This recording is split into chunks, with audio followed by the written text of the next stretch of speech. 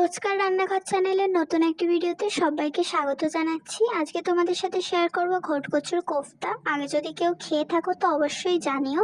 আমি কিভাবে বানাচ্ছি সেটাই শেয়ার করব। তো চলো দেখে নিই। প্রথমে একটা ঘটকচু নিয়ে নিয়েছি, নিয়ে খোসা ছাড়িয়ে ধুয়ে ভালো করে সিদ্ধ করে নেওয়া হয়েছে।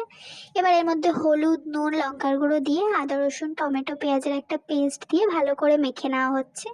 ভালো করে মেখে নেওয়ার পরে জিনিসটা ঠিক দেখতে এমন হবে। আর আমি একটু ময়দা অ্যাড করেছিলাম, সেটার ক্লিপিং নেওয়া হয়নি। তোমরা চাইলে বেসন বা আলু একটা স্ম্যাশ করে দিতে পারো, তাহলে জিনিসটা একটু ভারী হবে। আমারটা একটু পাতলা হয়ে গেছিলো। এবার কড়াইতে সাদা তেল দিয়ে কোফতার মতো করে জিনিসটা ভেজে নিতে হবে। ভালো করে একটু গোল্ডেন ব্রাউন করে তোমরা ভেজে নেবে।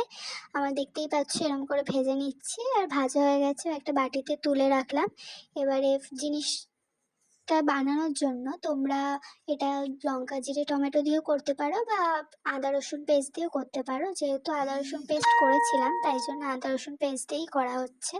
এবার ফোড়নে তেলে দেখতেই পেলে তেজপাতা শুকনো লঙ্কা দিয়ে আদা রসুন পেস্টটা দিয়ে দেওয়া হলে, এবার একটু চিনি দেওয়া হচ্ছে কালারের জন্য। এবার একটু নুনও অ্যাড করে দিলাম। এবারে কড়াইতে ভালো করে মশলাটা নাড়িয়ে নেওয়া হচ্ছে। এবার এখানে হলুদ গুঁড়ো, লঙ্কার গুঁড়ো তোমরা যেরকম ঝাল খাবে সেরকম অ্যাড করবে। ভালো করে দিয়ে মশলাটা কষিয়ে নিচ্ছি। মশলাটা থেকে যখন তেল ছেড়ে যাবে, দেখতে পাচ্ছ ভালো করে কষে নেওয়া হচ্ছে। আর মশলাটা ভালো করে কষাও হয়ে গেছে। এবারে জল দিয়ে দেবো, জল দিয়ে ভালো করে একটু নাড়িয়ে নেওয়া হবে। তোমরা চাইলে এতে আলু দিতে পারো, নাও দিতে পারো। আগের ভিডিওতেই বলেছিলাম আমাদের ঘরে আলুটা চলেই সব রান্নাতে।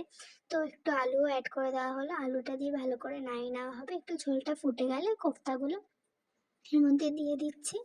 তোমরা কোফতাটা একটু লাস্টেই দেওয়ার চেষ্টা করো, কারণ কচু এমনি একটু নরম হয়, ভেঙে যাওয়ার ভয় থাকতে পারে। তো দেখতেই পাচ্ছ জিনিসটা দেখতে কত সুন্দর হয়েছে, আর খেতে তো খুবই টেস্টি হয়েছিল। লাস্টে একটু গরম মশলা অ্যাড করা হলো আর ঘিও দিয়ে দিলাম। ভিডিওটা কেমন লাগলো জানিও। দেখা হবে নতুন একটা ভিডিওতে। চ্যানেলটা সাবস্ক্রাইব করে পাশে থেকো। আর ভিডিওটা কেমন লাগলো অবশ্যই কমেন্টে জানিও।